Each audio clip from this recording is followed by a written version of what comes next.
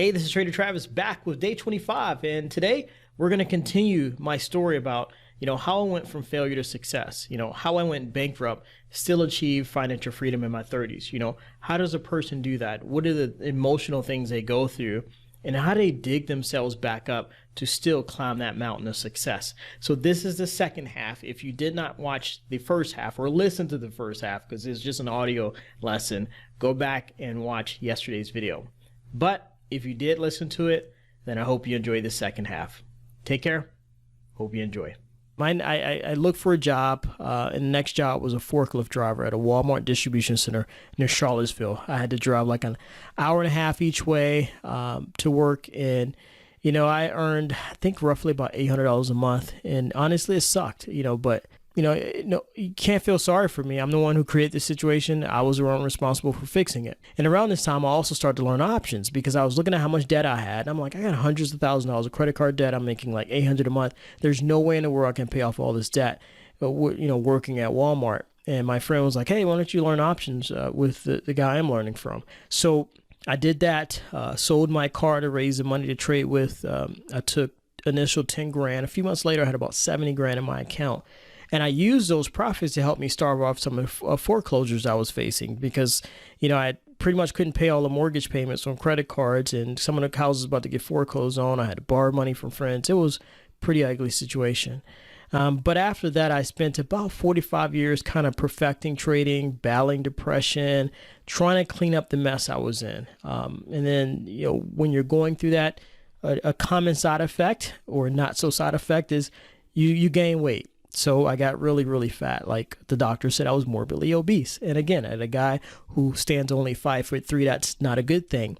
My dating life was non-existent. Here I am, short, broke, bald, and fat. So that's total loser right there, right? So anyway, I was still trading options, managing money for my mom. But I had money had caused so much pain. I had given up on the whole idea of getting rich. At this point, I was literally just trying to survive mentally and financially. But life moved on. Time passes. You heal a little bit.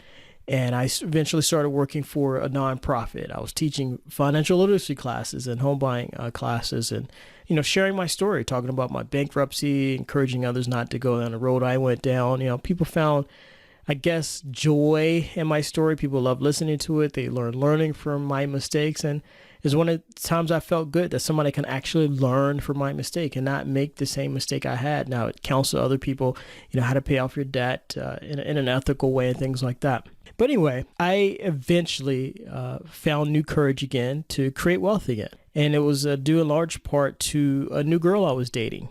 I look back and I'm like, one, she was a very encouraging person. She always believed in me. Two, there's something about having a really pretty girl by your side. It makes you feel like somebody, like I'm the man, right? So I think I just felt successful again. I'm like, well, this is one thing that's going right in my life. And two, another thing is she's the only person who really didn't care that I was driving around a little beat up 20-plus-year-old Honda Accord. She didn't want me for what I had, the BMW I used to drive. She just liked me for who I was, right?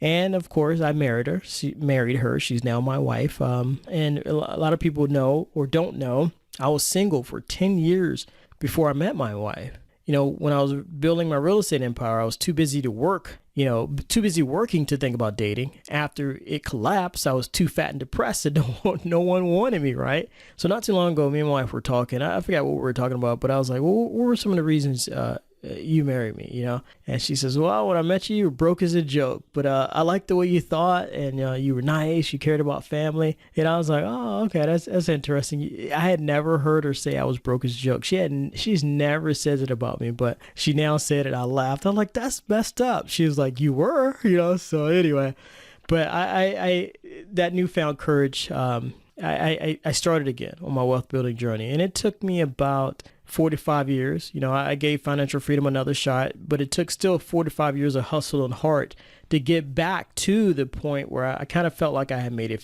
financially. I had accomplished what my mentors used to call the freedom formulas, where you take your income, you use it to buy or accumulate assets, and then when those assets are earning you enough income to live off of, that's financial freedom. But this time when I achieved it, I kept the corporate job, even though I really didn't need it. We were just stacking away money because I was like, I am not going broke again. I don't want to go back through all of that pain. Now, again, the title of this lesson is The Myth of the Overnight Success. Now, if you use my real estate success, it took 8 years to get to financial freedom. It was a short-lived freedom, but freedom nonetheless. And my second attempt at success was accomplished 17 years later. So it took me 17 years, and I had mentors along the way.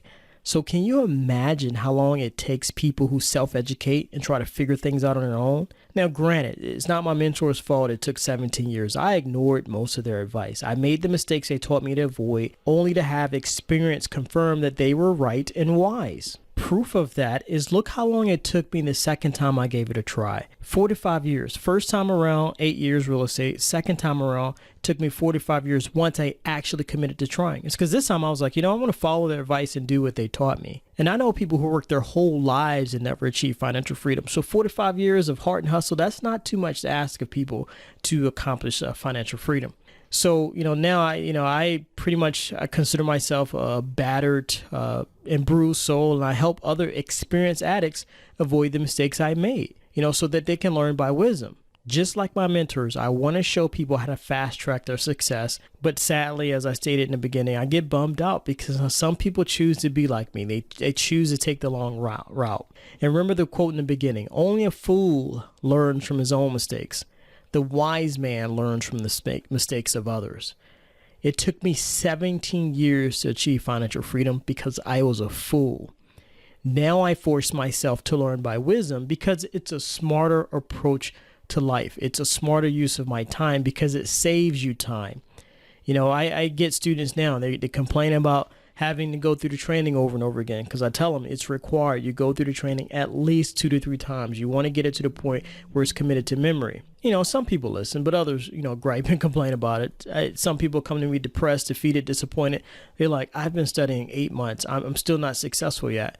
Now, it depends on how I'm feeling that day, generally, because you'll get 1 or 2 responses. Either my wife tells me she says I'm a mixture of Joyce Meyer, Dave Ramsey, Tony Robbins, and Joel Osteen, right? More Joyce Meyer, Dave Ramsey, though. She's like, so depending on how I'm feeling, you might get my Joyce Meyer, Dave Ramsey response, which is like, you know what? Please, go talk to a therapist because you're really talking to the wrong guy. I put in 17 years of grit, hard work to get to where I'm at. You only put in 8 months.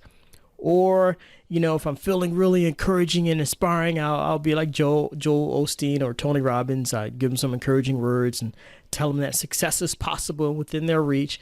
It just depends. But the one thing I do know is that there's a running joke in the Success Academy, in the Success community about being a 10-year overnight success story. They always laugh about it. They're like, yeah, I'm an overnight success story, 10-year overnight success story. And the timeline for a 10-year overnight success is this: 8 years of hustle, heart, and grit. And that's considering preparation, planting the seeds, think farming. 2 years of seeing the light at the end of the tunnel. You see some results. You're not quite there yet, but you're finding your rhythm. You see some seeds sprouting out the ground. And then you get 1 year rapid growth. And that's what I consider like financial freedom or reaping your harvest.